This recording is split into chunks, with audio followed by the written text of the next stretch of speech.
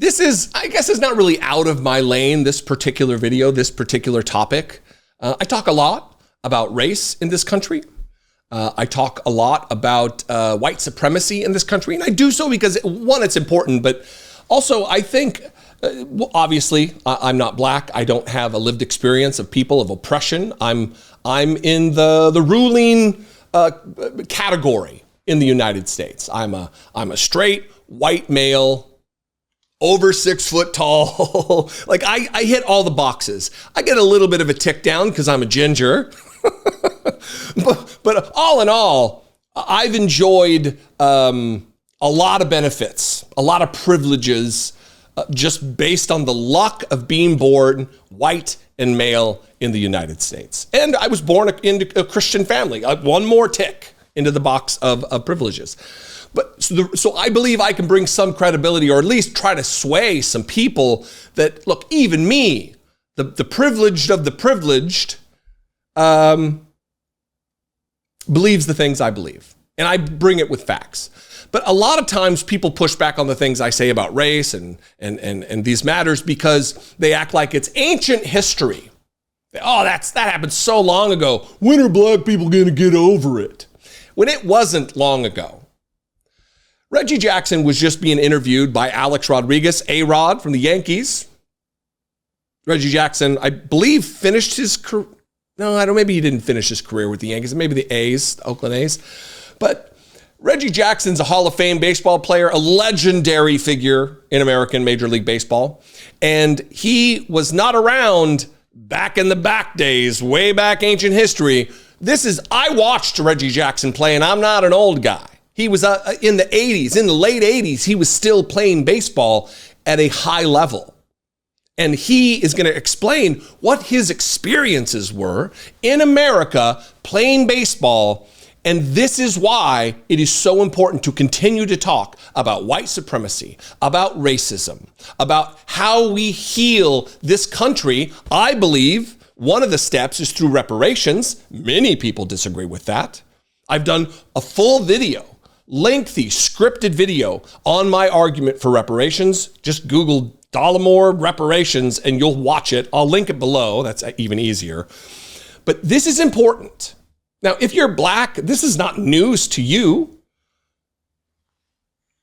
But if you're white, listen to what Reggie Jackson says. Don't cast this aside as ancient American history, even though that doesn't even exist. He was being abused and targeted in the 70s, in the 80s. It's important. Watch Reggie Jackson.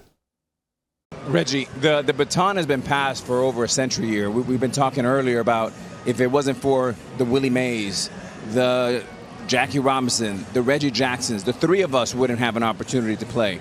How emotional is it for you to come back to a play that you played with one of the greatest teams around? Alex, when people ask me a question like that, it's like coming back here is not easy. The racism that I played here, when I played here, the difficulty of going through different places where we traveled. Fortunately, I had a manager and I had players on the team that helped me get through it. But I wouldn't wish it on anybody. People said to me today, I spoke, and they said, you think you're a better person? You think you won when you played here in Concord? I said, I would never want to do it again.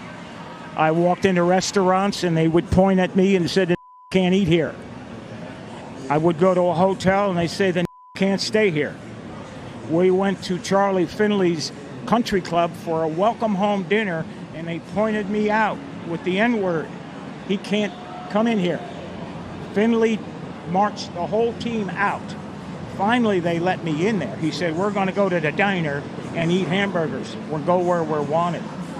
Fortunately, I had a manager, Johnny McNamara, that if I couldn't eat in the place, nobody would eat. We'd get food to travel. If I couldn't stay in a hotel, they'd drive to the next hotel and find a place where I could stay. Had it not been for Raleigh Fingers, Johnny McNamara, Dave Duncan, Joe and Sharon Rudy. I slept on their couch 3-4 nights a week for about a month and a half. Finally, they were threatened that they would burn our apartment complex down unless I got out. I wouldn't wish it on anyone. The year I came here, Bull Connor was the sheriff the year before. And they took minor league baseball out of here because in 1963, the Klan murdered 4 black girls, children, in 11, 12, 14 years old at a church here and never got indicted. They were from the Klan. Life magazine did a story on them like they were being honored. I wouldn't wish it on anyone. At the same time, had it not been for my white friends, had it not been for a white manager, and Rudy, Fingers, and Duncan, and Lee Myers, I would have never made it. I was too physically violent. I was ready to physically fight I'd have got killed here because I'd have beat someone's ass, and you'd have saw me in an oak tree somewhere. Reggie, I can't even imagine. It's awful you had to go through that, but appreciate you sharing the rawness and the honesty of it with our audience. I mean, really, it's... We love you, Reg. Yeah. Thank you. Quick history lesson right there. That's a great history lesson. Reggie Jackson telling us all about it, preaching. Wow, that's unbelievable. The great Reggie Jackson. That's a living, breathing human being who went through horrific abuses in his lifetime. He's 78. He's younger than President Biden. He's Donald Trump's age and went through that stuff.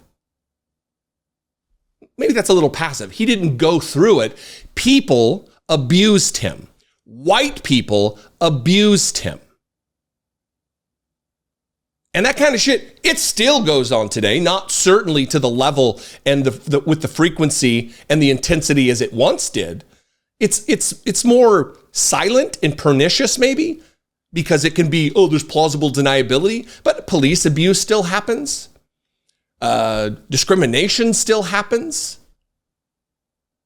This is why I talk about race as much as I do. This is why I bang on about the dangers of white supremacy and white Christian nationalism, which is now a more powerful force than maybe it's ever been inside of 50 or 80 years in America. They want their country back. They want their white supremacy back. And with Donald Trump and the rest of the cadre of idiots that surround him, they're going to get it unless we band together and vote against them.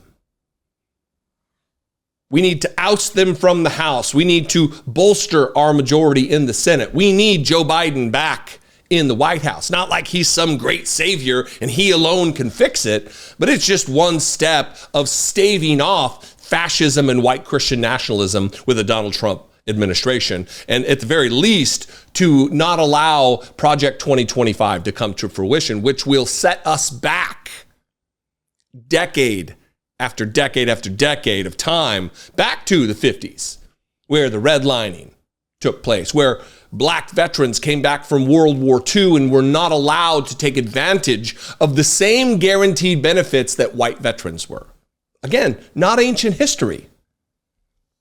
From the mouth of Reggie Jackson, a still living individual who you probably watched play baseball. Probably had no idea that kind of bullshit was taking place. Anyway, what do you think? Let's have a conversation in the comments. That would be fantastic. You can also call, leave me a voicemail, 714-576-4054. Of course, you can email me as always, daily@dollemore.com. That would be great.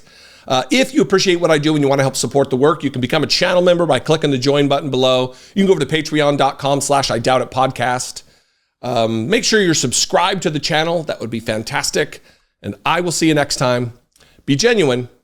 Take care of one another.